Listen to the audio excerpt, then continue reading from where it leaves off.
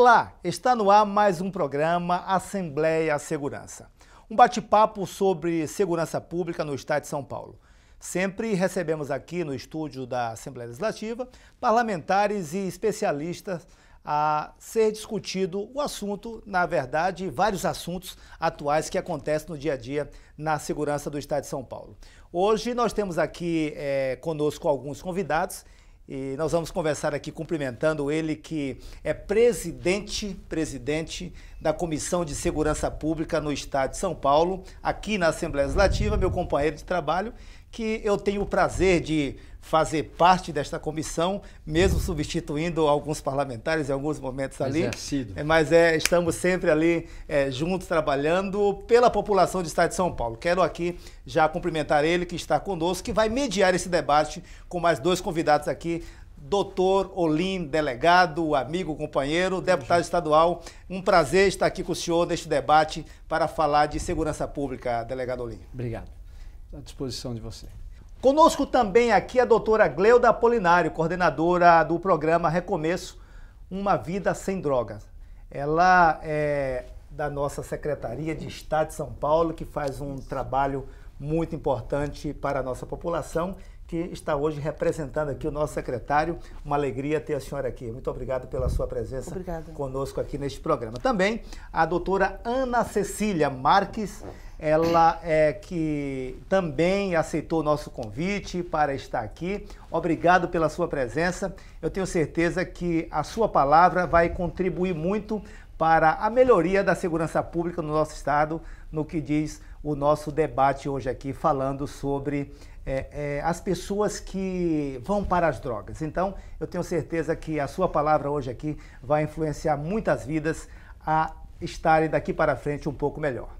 Nós fizemos uma matéria, eu queria que você assistisse um pedacinho neste VT que nós vamos tocar agora aí. Roda o VT.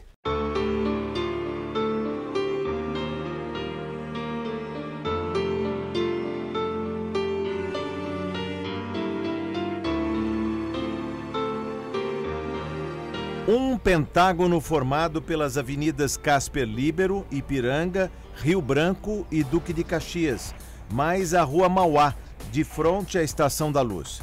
Esta seria a área delimitada como Cracolândia, no centro velho da capital. Quem vê por fora a aparente normalidade do comércio, bancos e hotéis de portas abertas, nem se dá conta de que o medo e a insegurança imperam quando a tarde cai. Assim, às 4 horas da tarde em diante eu não vejo mais aqui, na Santa Efigênia. Eu não vejo mais. A indiferença dos transeuntes ao sono pesado dos sem-teto. A calçada é o espaço democrático e não falta patrulhamento, seja da Guarda Civil Metropolitana, seja da Polícia Militar. Quem utiliza os trens da CPTM e embarca na estação Júlio Prestes, a ponta da linha 8 Diamante, dá de cara com uma calçada imunda, fétida e muito perigosa. Tá abandonado, né? Isso daí. E as autoridades pouco fazem, né? Não fazem nada, né? Devia fazer, porque aqui é um centro, aqui já foi a rodoviária, né? O centro de São Paulo. Quer dizer, não devia estar nesse abandono assim. Várias prefeituras, desde a do Pita até... muitas prefeituras já tá abandonado. Vamos ver se essa nova gestão aí vai mudar alguma coisa, né? É triste, rezo por eles, todo dia que passo, rezo por eles, peço a Deus, falo, Senhor, você não deixou a gente para viver caído, levanta esse povo é teu, levanta ele. Eles não nasceram para estar caído, assim, para estar deitado, dormindo nesse chão. Levanta, Senhor, levanta este povo, pois nós merecemos levantar junto contigo. Nós queremos te seguir, nós queremos pegar a tua cruz e seguir, não ficar caído. O consumo de drogas se dá abertamente, a poucos metros da estação. Mesmo à luz do dia, é melhor não dar bobeira com o celular. Nas ruas do entorno, no chamado fluxo, ninguém entra. Sujeira, cobertores, tendas de lona. O retrato da degradação humana, a Cracolândia vai atraindo gente de toda a parte. Eu quero ajuda, eu quero a internação aí. Chamo Jorge Tomás de Oliveira, tenho família, tenho carro, trabalho na construção civil, estou 21 dias na rua usando crack, o crack me derrubou, minha mãe é missionária, dona de clínica, o inimigo não mexe comigo, mexeu na alma preciosa. E se tiver alguém aí, tiver condições de me ajudar aí, eu vou deixar um telefone com ele aqui, aí ele vai me procurar. Este ônibus da Polícia Militar da campanha Crack é Possível Vencer, do governo federal, fica de prontidão 24 horas por dia, em frente à Sala São Paulo de Concerto. Aqui é o limite que este grupo de estudantes se impôs para evitar constrangimentos. Guilherme é estudante da engenharia da USP e está ajudando a apresentar a arquitetura paulistana aos colegas estrangeiros. Eles gostam muito da arquitetura da cidade, gostam muito do aspecto, mas esses pequenos problemas causam um impacto negativo, alguns ficam muito receosos, ficam com medo, ficam assustados e causa essa estranheza, essa dificuldade de andar sozinho pelo centro. Guilherme, você já esteve fora do país, você também sentiu essa tensão permanente? Já estive fora do país, mas no país que eu estava não tinha essa tensão. Eu fui para a China, lá a segurança era muito maior, principalmente nos centros e perto dos pontos turísticos. A segurança era reforçada e com uma logística para receber turistas. Este turista espanhol diz que o centro sempre foi judiado, poluído e hoje está abandonado. Lamentavelmente é assim. Uma degradação total deste lugar. Faz muitos anos já, pode ser que já 15 anos que eu veja isto, não melhora. Eu sou de São Paulo, estou fora há 24 anos, vivi no Nordeste, vivo atualmente em Manaus, na região Norte, mas eu estou vendo que é degradação humana aqui em São Paulo, a cidade mais rica da América do Sul, tá? Uma das cidades mais ricas do Brasil, do mundo, tá? E o que a gente vê aqui é de impressionar. Sabe, é de deixar qualquer um de boca aberta. A gente vê que as pessoas estão largadas pela rua, as pessoas estão jogadas pela rua, todo mundo passa ao lado como se não tivesse acontecendo nada, como se fosse uma coisa normal. Sabe, eu acho que tem uma hora que a gente tem que fazer alguma coisa, e eu acho que já passou da hora.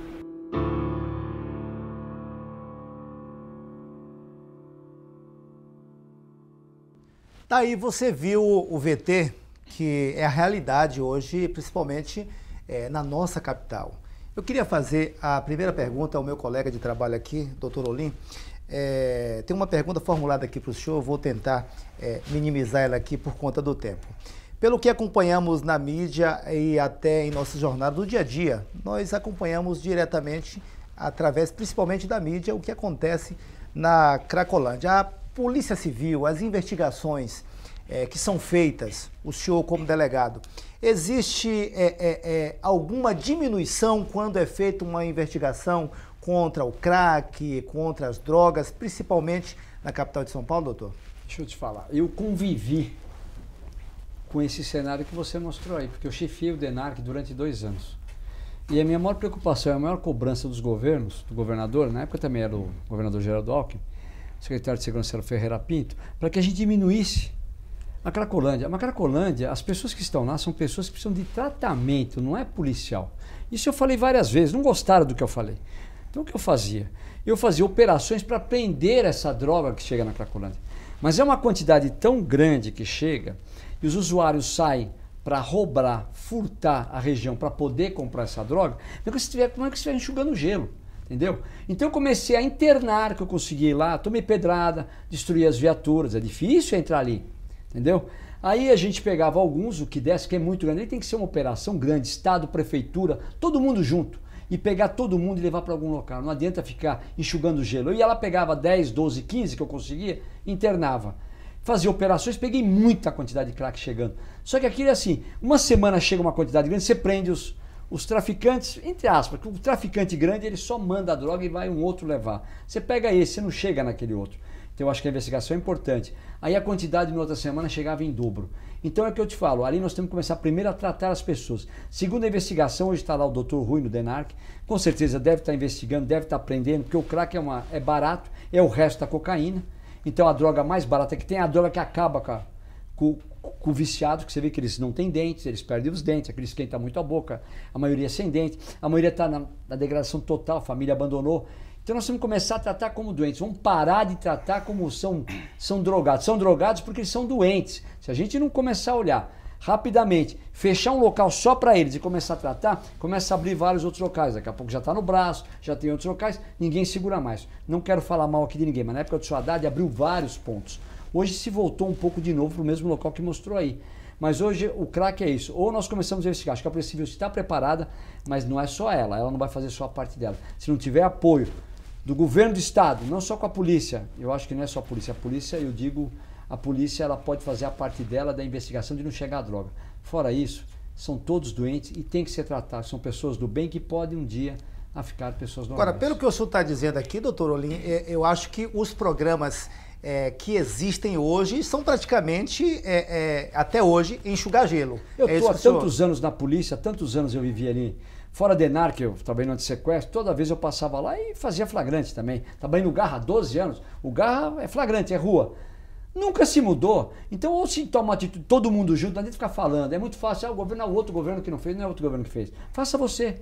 Vamos começar a fechar, vamos pegar a força que tem a Prefeitura de São Paulo, fecha um hospital só para isso, interna todo mundo. Vai obrigado ou não, acerta com os juízes, eu acho o seguinte, vai diminuir o roubo e o furto na região e vamos cuidar dessa população, que não adianta você querer prendê-los. Prendê-los é mais um que vai para a cadeia, vai sair, vai roubar, vai furtar e vai continuar na droga. Doutora Gleuda, a senhora ouviu aqui o comentário do doutor Olim. O que a senhora pode dizer sobre isso? A senhora concorda com o que ele falou? Sim. Nós percebemos... Bom, primeiro, deixa eu apresentar que o programa Recomeço ele é exatamente isso. É um programa do Estado de São Paulo. Programa do Governo do Estado de São Paulo, e o nome já diz isso, né? Uma vida sem drogas, porque nós também entendemos que a questão da dependência química... Há quanto tempo existe esse programa? O programa foi estruturado a partir de 2013. Né? Em 2012 houve uma ação policial na Cracolândia, o governador chamou várias secretarias da área da saúde, da área social, da área do trabalho, para que nós tivéssemos uma ação conjunta. Então seria um programa que ele está envolvido hoje 5 secretarias diretamente. O que é importante, eu acho que na fala do deputado, eu acho que é importante a gente entender. A política de drogas ela não é uma política de um setor só. Ela não é uma política só relacionada à questão da saúde, não é uma política relacionada à questão da segurança pública, mas ela é um conjunto de ações que devem estar convergindo no mesmo propósito, que é cuidar das pessoas dependentes químicas. Então, de fato, um programa, quando ele entra estruturado dessa forma, nós criamos uma rede de ações, que é um pouco isso que o deputado está dizendo, que precisa essa rede de ações estar convergindo com o mesmo propósito.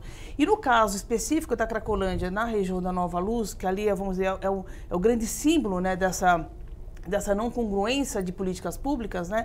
Ali, de fato, o desafio é muito mais complexo. A senhora até me desculpe interromper, mas a Nova Luz, o centro da cidade, é claro, é o maior, é uma coisa muito grande. Porém, nós temos outras Cracolândias, principalmente nas grandes periferias do estado de São Paulo, em municípios menores, que daqui a pouco eu vou falar sobre esse assunto que às vezes nós conseguimos de alguma forma chegar onde vocês não chegam, onde o delegado não chega, onde a polícia não chega. Agora, o doutor Olim falou que é enxugar gelo. 2013, nós estamos em 2017, porém 4 anos mais ou menos de trabalho. Continua enxugando o gelo? Eu usaria a expressão diferente. Ali é a ponta do iceberg. É a ponta do iceberg. Da questão da política de drogas. A questão da problemática das drogas começa, inclusive, pelo álcool. Né? A Cracolândia ela é o reflexo, de fato, dessa questão da ponta do iceberg, de um problema muito mais complexo, que é a questão da droga lícita e da droga ilícita. Né? A droga lícita sendo álcool e a ilícita sendo essas outras drogas. Então, isso é importante a gente frisar bem. A questão da Cracolândia vamos dizer assim, é o que mais chama a atenção da sociedade, mas, na verdade, o grande problema começa, de fato, dentro das casas das famílias. Né? Isso a professora Ana Cecília pode até falar bem, quer dizer, que são as questões das prevenções de políticas sobre drogas. Né? Nós temos que, hoje, prevenir as famílias da questão da entrada, das portas de entrada para o consumo abusivo do álcool ou de outras drogas. No caso da Cracolândia, nós estamos com muita expectativa agora nessa nova gestão da Prefeitura, aonde, pela primeira vez, está, de fato, sentando à mesma mesa várias secretarias de forma intersetorial com o prefeito da cidade. Né? Então, há um compromisso do município de São Paulo, de fato, de tratar a questão da Cracolândia como um problema de saúde pública, né, e que precisa de uma intervenção que é uma intervenção complementar. Então, isso, de fato, nós temos.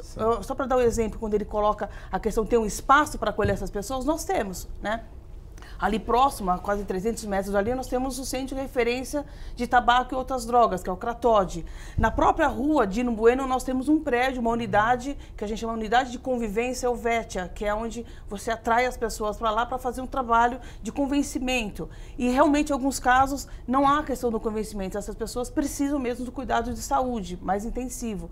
Então, a ideia de se ter uma estrutura de retaguarda e onde essas pessoas, como aquele rapaz, dizem, olha, eu quero sair das drogas, porque de fato eles falam isso, né? Mas imediatamente você tem que ter uma estrutura de retaguarda para eles. Tem uma grande maioria que não quer sair, que precisa, são viciados alguns naquilo. Casos que são mais crônicos, ou eles precisam de um convencimento, ou a equipe médica, junto com uma equipe jurídica, acaba avaliando os casos que a gente chama dos casos compulsórios, que não é a maioria, né? A maioria dos casos eles acabam aceitando mesmo aí para um tratamento de dependência química. A gente tem que ofertar o serviço. Tá certo. Doutora Ana, uma alegria mais uma vez cumprimentar a senhora aqui. Eu estou vendo que a senhora está prestando atenção bastante aqui no assunto. A senhora que nós acompanhamos aí é especialista no assunto. Ainda antes de lhe fazer uma outra pergunta que está pronta aqui para lhe fazer, sobre o que o doutor Olim disse, que eu concordo plenamente com ele. Todos esses anos, a senhora concorda que a polícia vai lá e faz o seu papel, enxugar gelo? Acho que é enxugar gelo, porque o fenômeno é tão complexo que não é possível que um agente social sozinho resolva. Então, o agente policial, ou agente de saúde, ou agente social sozinho, eles não vão dar conta disso. As ações têm que ser concomitantes, tem que ter uma estratégia baseada na política, que a política já contém múltiplas estratégias devido à complexidade do fenômeno e, ao mesmo tempo, um tripé tem que se instalar para resolver, por exemplo, essa amostra da Cracolândia, que é diferente da amostra dos adolescentes que começam pelo álcool. Enfim, a gente precisa conhecer a amostra para depois agir. Tem uma pesquisa, doutora, que diz que 69% das pessoas na Cracolândia querem ajuda, mas quais são as principais dificuldades que existem, que a senhora consegue explanar aqui para a gente, que consegue levar uma ajuda?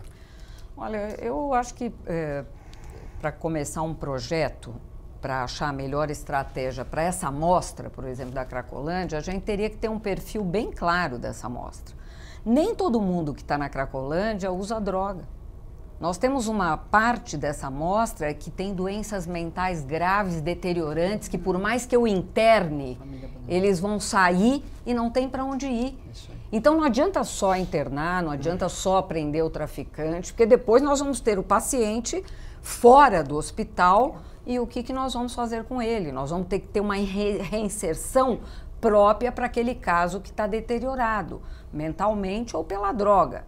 Então, eu acho que falta ainda, eu quero sugerir, né, um belo diagnóstico dessa grande amostra que é a da Cracolândia. Ok, para ela, uma política especial. Para aquele adolescente que está iniciando o consumo, um outro tipo de política, porque senão nós não vamos conseguir dar conta do fenômeno. Agora, doutor Olim, nós temos lá na ponta o cara que vende a droga, o cara que leva a droga. Com a sua experiência, os usuários, é claro, compram, pagam por isso, mas nem sempre aquele cara que vende, que é o cara que leva, ele usa a droga. A maioria não usa. A maioria não usa. E vou dizer mais, a droga hoje, o tráfico de armas e o tráfico de drogas são os que mais dão dinheiro no mundo.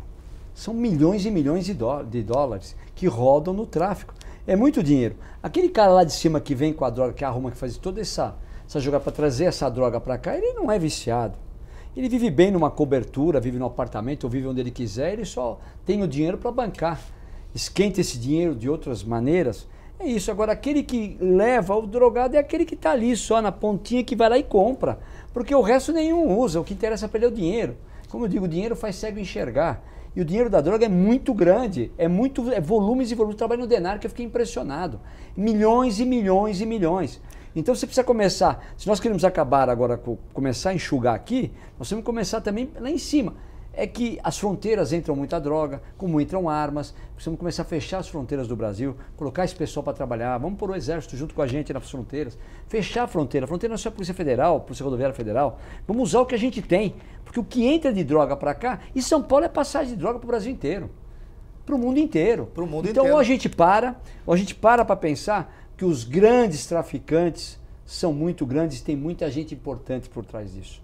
Agora, doutor Olim, pelo que eu percebo aqui, o senhor a vida inteira lutou contra isso, né? Trabalha contra isso. Hoje, como deputado, eu posso falar o que eu estou falando aqui. Como delegado, eu tinha que engolir seco. Hoje eu falo o que eu penso.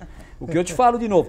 Muita gente importante traz por trás dessas drogas. Olha, dá para imaginar o que o senhor está falando. Mas deixa eu voltar uma pergunta aqui para a senhora, doutora Ana Cecília. Qual a melhor forma para ajudar um dependente químico a se tratar? E tem resultado? Então, independente do ambiente onde esse dependente for tratado, no hospital, no ambulatório, às vezes até dentro de uma internação domiciliar, é preciso que a gente comece por uma investigação muito aprofundada de cada caso, porque as pessoas são totalmente diferentes, e entender essa fórmula que levou esse indivíduo a adquirir uma doença crônica, que ele vai arrastar para o resto da vida, é muito importante, principalmente na primeira fase do tratamento. Então, investigação, fatores de risco, o que levaram esse indivíduo a se tornar um dependente e aí estabilizar a doença. É a primeira fase do tratamento, mesmo que seja no hospital ou seja no ambulatório. Com a doença estabilizada, a gente consegue começar, inclusive, uma reinserção social, devolver para ele a sua autonomia, o trabalho, o estudo, a integração familiar, ou arrumar uma família substituta, enfim, as outras questões que permeiam a vida humana. Mas primeiro uma investigação muito aprofundada, diagnóstico, equipe multidisciplinar acolhendo esse indivíduo e aí estabiliza-se a doença crônica e prepara ele para a vida. O assunto está ficando muito gostoso, doutora, mas eu tenho que ir para o intervalo, já daqui a pouquinho eu vou voltar fazendo alguns questionamentos à senhora sobre o que a senhora acabou de falar. Vira e volta.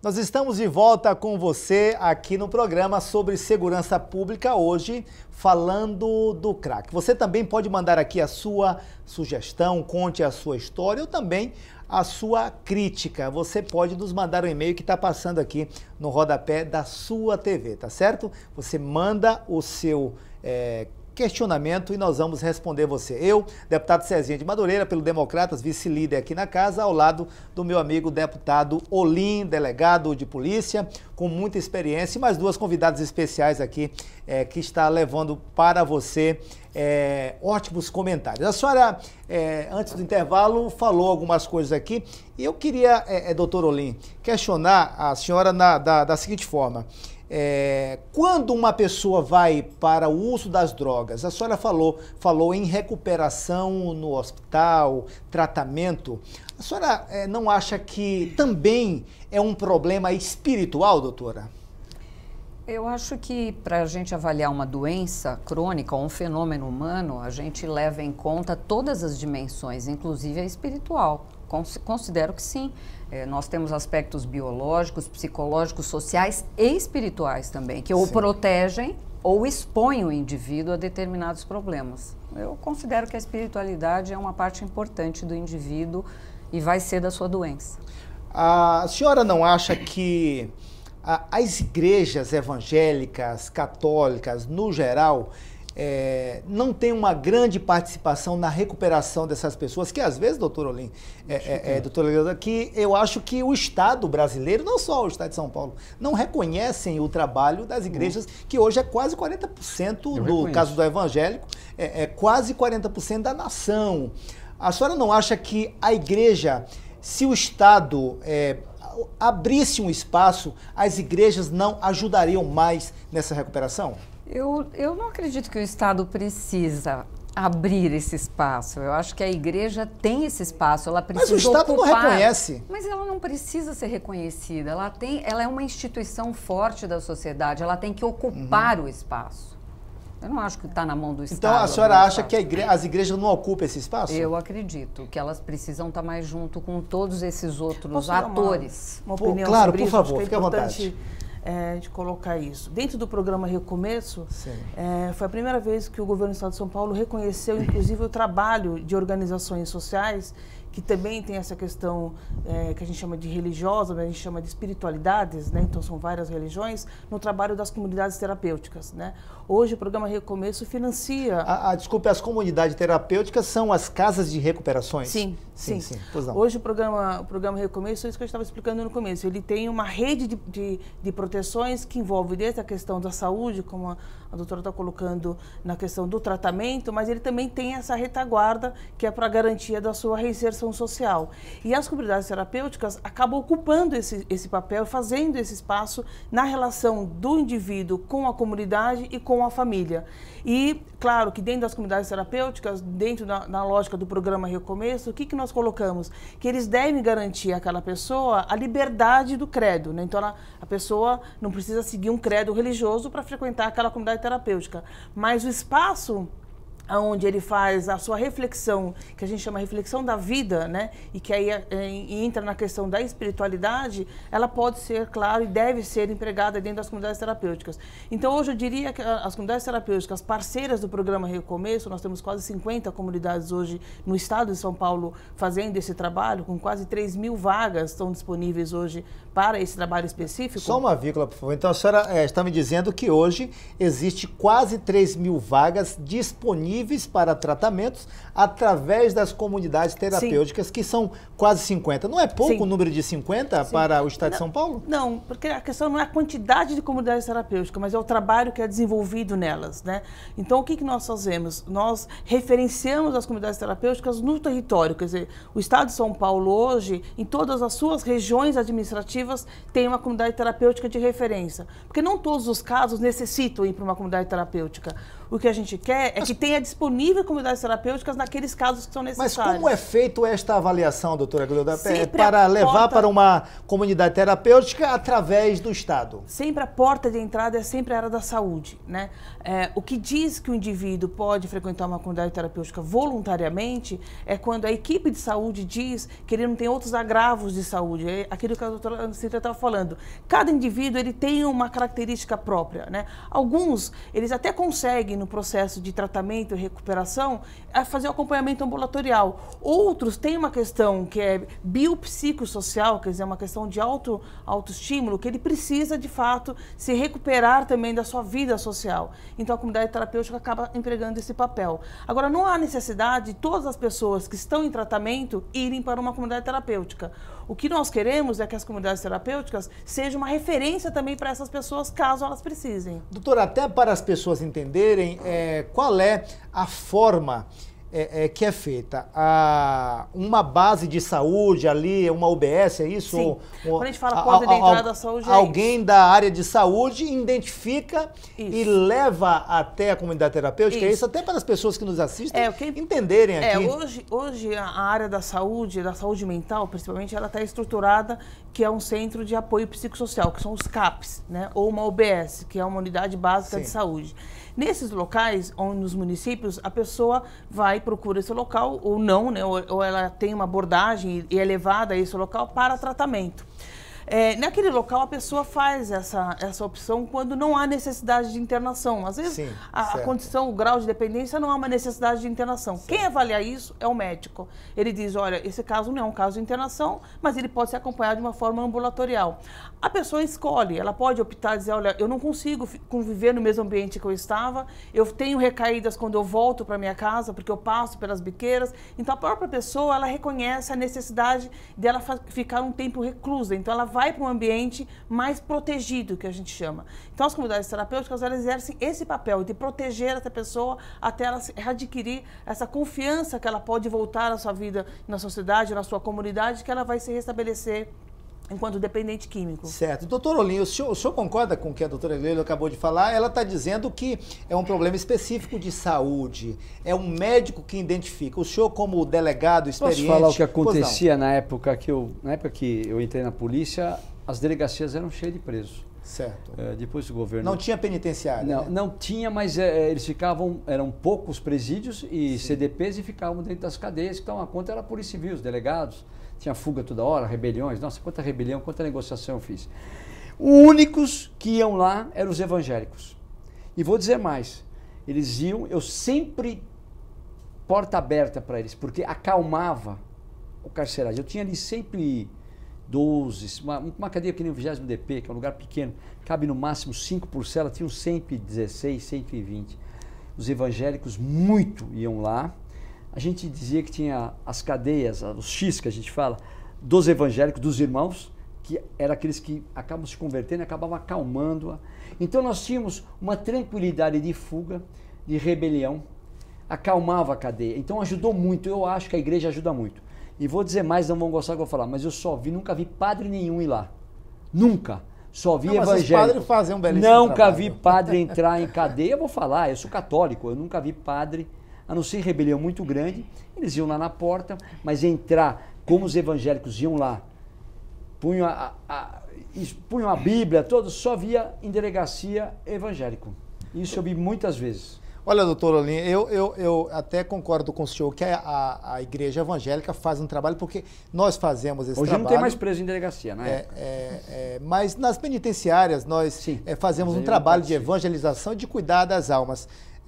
Mas eu também respeito aqui o trabalho da Igreja Católica, que faz um belíssimo trabalho também. A Cracolândia tem várias missões também. Sim. Agora, deixa eu fazer uma pergunta para a senhora aqui, doutora Ana Célia Marques. Não existe uma contradição em tudo isso, por quê? Olha só, a senhora disse aqui, doutora Gleuda, que a pessoa tem que querer, ela tem que querer mudar. Só que quando o indivíduo está lá, na Estação da Luz, na Cracolândia, doutor Olim, o senhor foi delegado, o senhor visitou muito... Está na miséria total. Aí, a polícia pega ele cometendo um ato de infração muito grave ali, prende ele e leva para a cadeia. Ele é obrigado a ficar preso, porque ele estava num crime, ele é obrigado a cumprir a sua pena ali. Não há uma contradição nisso em esperar com que a pessoa queira ser tratada? Não deveria ser diferente? A senhora tem uma opinião quanto a isso? Você não teria que falar, olha, vem cá, você está... vamos salvar a sua vida, vamos internar você. Não deveria ser diferente? Não, cada caso é um caso. Então, doutora. Não, cada caso é um caso. Então vai esperar a pessoa matar alguém? Não, porque quando a pessoa está... mata. Doutor, quando a pessoa está cheia de drogas, ela está fora de si. Não, ela mata as pessoas, mata para roubar um cigarro. Não, a minoria tem envolvimento com crime. A minoria dos dependentes. É a menor parte da amostra dos dependentes que tem também transtorno de conduta e que, portanto, pode cometer algum crime. Não, eu acho que cada caso é um caso, é o que eu disse no início. Nós temos amostras populacionais dentro da dependência e para cada uma delas tem um projeto que inclui tratamento, inclusive, na cadeia. É lógico que se o dependente for preso roubando, mas, doutora, na Inglaterra ele recebe tratamento no sistema. Se cada um tem um comportamento diferente, não teria que forçar o cara aí, olha, nós vamos te internar para ver o seu comportamento? Olha, porque estamos falando do indivíduo que já perdeu totalmente a motivação, o controle, a crítica. Esses são os casos gravíssimos que, para esses, a ciência, a equipe, recomenda a internação involuntária. E junto com o sistema de justiça, né? Junto com o sistema de justiça. Com os direitos humanos. Hoje o sistema brasileiro... Não, as legislações brasileiras hoje protegem o indivíduo, né? Então, até esses casos que a gente chama dos casos compulsórios, que são esses casos onde há uma avaliação clínica, uma avaliação psiquiatra, e há vamos dizer, uma proteção do sistema de justiça, que aquelas pessoas precisam mesmo sair da condição que elas estão, porque elas estão em risco de vida, né? Elas colocam sua própria vida em risco. E a dos outros, né? E a dos outros também. Interditar essa pessoa, é difícil conseguir isso. Hoje até na justiça. Sim, porque você tem que comprovar que, de fato, aquela pessoa... Eu tentei várias vezes, viu?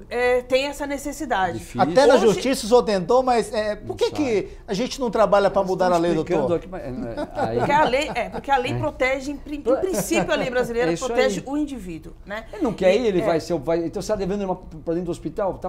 tirando a Mas vai liberdade esperar o cara dele. tirar a vida de alguém, cometer um crime para levar para cadeia? Mas a gente não Não tem uma contradição nisso? É que a gente não associa que todo dependente químico é criminoso. Ele é uma pessoa doente que precisa de tratamento. A questão do crime é como o próprio... Os pequenos furtos que ele pode fazer... O próprio deputado colocou. É aquela que ele precisa da droga. Que não necessariamente leva a um sistema de prisão, né? Muitos deles até respondem judicialmente em liberdade porque o crime que eles cometem não ameaçam a sociedade. Agora, é claro, tem que separar o joio do trigo. É óbvio que dentro de uma situação da Cracolândia, nós temos os grandes traficantes, que é isso, são os intermediários. Os que ganham dinheiro com isso. Muito dinheiro. Muito dinheiro, né, doutor? E que usam, inclusive, os usuários como escudo da sua proteção quando a polícia entra lá, que leva pedrada e tudo mais. Difícil para chegar. Por conta disso, né? Agora, o usuário em si, é quando ele, inclusive, a maioria dele, você colocou na pesquisa, a maior parte deles, que você dá oferta algum tratamento, você conversa, então tem uma equipe de abordagem, que a gente chama equipe de saúde, que tem que ir lá conversar com essas pessoas e convencer o que ele precisa de tratamento, que ele está doente. Às vezes as questões são básicas, às vezes ele precisa tomar água. Eles ficam desidratados por conta da droga, eles param de tomar água, param de comer, né? Então essas pessoas precisam primeiro tomar consciência que elas estão realmente prejudicando a sua própria vida. E aí, a partir daí, eles acabam sendo convencidos. O que nós precisamos fazer, e no caso da Cracolândia, que é muito específico o problema ali, que é muito mais complexo que isso, então não é pegar todos os casos e levar para um determinado lugar, mas o que a gente precisa fazer é realmente pegar uma lupa e aproximar o problema da questão daquele indivíduo e tentar resolver a questão daquele indivíduo. Como? Às vezes é questão de conflito familiar, às vezes é falta de ambiente para essa pessoa onde ela pode ficar, às vezes é falta de acesso a tratamento. Verdade. Essas pessoas, às vezes, eles querem tratamento ambulatorial. Como acontece? Muitos deles frequentam um CAPS, que é um centro de apoio psicossocial, e dormem na rua, porque não tem onde ficar. Então, o que a prefeitura está fazendo hoje? Criando centros de acolhida para essas pessoas, que essas pessoas possam ir para um CAPS para fazer um tratamento e ficar acolhido, quer dizer, abrigado em determinado lugar, para não ficar na rua. Então, quando você começa a ter políticas que são convergentes de proteção a essas pessoas, você, de fato, começa a diminuir essa incidência. Claro, a ação convergente a polícia tem que ter toda a estratégia de contenção para a droga não entrar no circuito ali, então você tem toda a inteligência da polícia, que é um pouco isso que o deputado estava dizendo, para você inibir o acesso às drogas pelas portas de entrada da droga, que é as fronteiras, mas você tem também as regiões do centro de São Paulo que todo mundo reconhece que são pontos do tráfico de drogas, né? Então, isso que inibe. Agora, o usuário, a gente não pode considerar que ele é um criminoso por ser um usuário. Olha, doutor, eu entendo que drogas no Brasil é um problema de segurança nacional, como disse bem aqui o meu colega doutor Olim. Agora, eu não concordo com tudo que a senhora falou. Por exemplo, doutor Olim, o senhor que hoje é um grande deputado, um grande político aqui no estado de São Paulo, e que Deus te concede assim, este homem sério e capaz de fazer o melhor para a nossa população. A senhora falou sobre hoje estar sentado todos na mesma mesa. O que eu entendo com isso, doutor Olim? Às vezes se preocupam mais, não sei se o senhor concorda comigo, mais com as posições partidárias do que com o ser humano.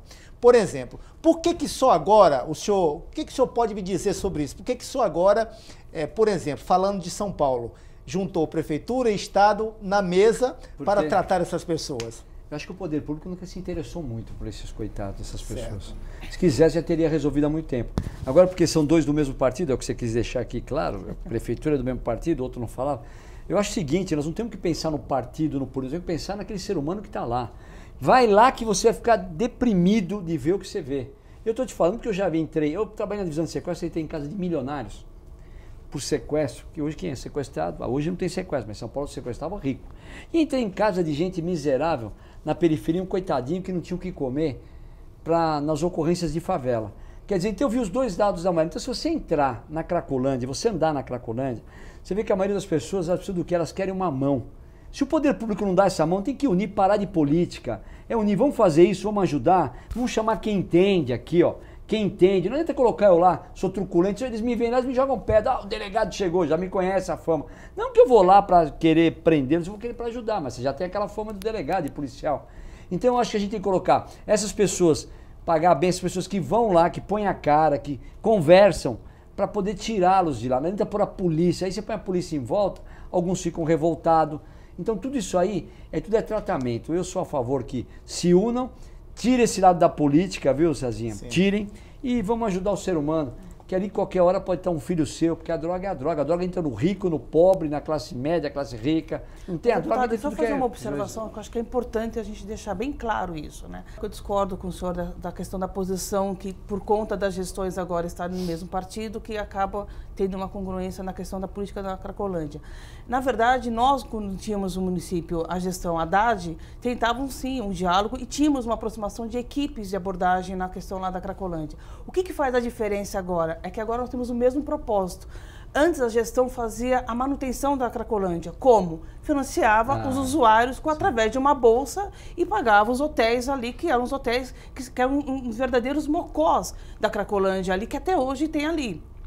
Então, o que nós queremos? Que, de fato, os usuários sejam atendidos, saindo primeiro ele daquele ambiente que é propício ao consumo abusivo da droga, indo para um processo de tratamento. Então, essa é a grande diferença da intenção da gestão. Então, na verdade, quando a gente fala uma política de convergências de propósitos e objetivos, é isso. Então, não é uma questão partidária, é uma questão de qual é a visão que se tem de uma política pública sobre drogas. E a nossa visão de política pública sobre drogas é que essas pessoas não devem ser sustentadas e alimentadas para a Cracolândia. Que já outros entram com outros, que aconteceu coisas que você sabe, que eu não vou falar aqui. Sim, então...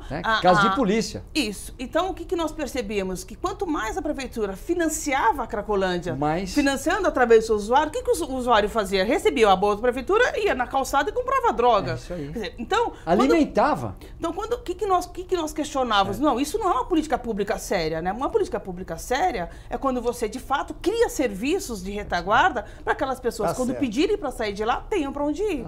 Bem, na verdade, é um equívoco, né? Sim, não, total. Porque é baseada numa ideologia. E tudo que for por demais ideológico não vai funcionar. É verdade, nem quis falar da ideologia, mas é isso mesmo. Bom, nós estamos chegando já ao final do programa. Eu tinha algumas perguntas para instigar bastante a senhora aqui sobre este assunto, mas nós vamos voltar, doutor Olim, a gravar um pouco depois sobre mais este assunto. Eu gostei dos seus posicionamentos, de ambos aqui, de todos, mas o programa chegou ao fim. Eu queria aqui pedir à senhora que em 1 minuto a senhora fizesse as suas considerações finais, mas me respondendo uma pergunta, se possível.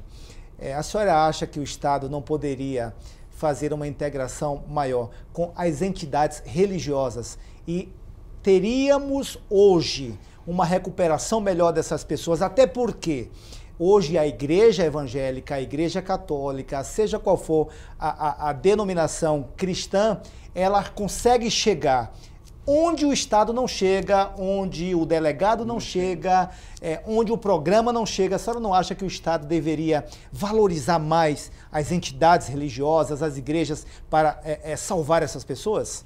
Já deixando as suas considerações. Sem dúvida, acho que sim. E acho que o papel mais importante nesse processo seria desenvolver a prevenção. Eu acho que a gente tem tratamento, tem controle da oferta, falta prevenção. Muito obrigado pela sua participação aqui. Espero vê-la mais vezes conosco aqui na Assembleia Legislativa, que é a sua casa, que é a casa do povo. A senhora também, doutora Gleuda, com as suas considerações finais. Deputado, eu queria primeiro fazer o agradecimento, né? Eu acho que é importante, enquanto utilidade pública, né, expor o que nós estamos tentando fazer. Realmente não chegamos ao fim, né? Ainda estamos no meio de um processo dessa questão da política sobre drogas no estado de São Paulo, mas já mostramos qual é o caminho, né? Nós temos um otimismo muito grande de que não só a cidade de São Paulo, mas como as outras cidades do nosso estado, que também os prefeitos estão com essa preocupação. Hoje a droga, de fato, está em todas as comunidades, em todas as cidades, e que a gente consiga realmente, com o apoio do Estado, dando essa retaguarda de políticas públicas, minimizar o problema dessas famílias hoje, que agrava cada vez mais. Tá certo. Muito obrigado. Deixando só uma opção, aliás, deixando um comentário aqui para a senhora, em estudar uma forma de integrar as entidades religiosas que hoje já fazem sem a ajuda do Estado. Nunca tivemos ajuda do Estado para fazer nenhum desses programas. É uma sugestão que a senhora nos apresente aqui na Assembleia Legislativa, uma forma de integrar mais isso, tá, com as entidades religiosas. Muito obrigado pela sua presença. Doutor Olim, chegou ao final. Segurança pública hoje no Brasil é uma questão nacional, principalmente na área das drogas. Muito obrigado pela sua participação comigo aqui, comandando este programa hoje. O senhor é um grande amigo. Estamos aqui à disposição e com As duas falaram, e você falou, e eu falei. Eu acho que tudo para juntar, para poder ajudar essas pessoas que estão lá abandonadas é bom. A igreja ajuda muito. Acho que o governo, o Estado devia olhar mais, que eu acho que vocês têm acesso muito mais fácil a chegar neles do que o próprio poder público. Muito obrigado a todos que nos assistiram aqui na TV Assembleia, também aos internautas, tanto pelo Facebook, YouTube, todas as formas que vocês conseguiram assistir. Muito obrigado, que Deus te abençoe e até a próxima, se Deus quiser.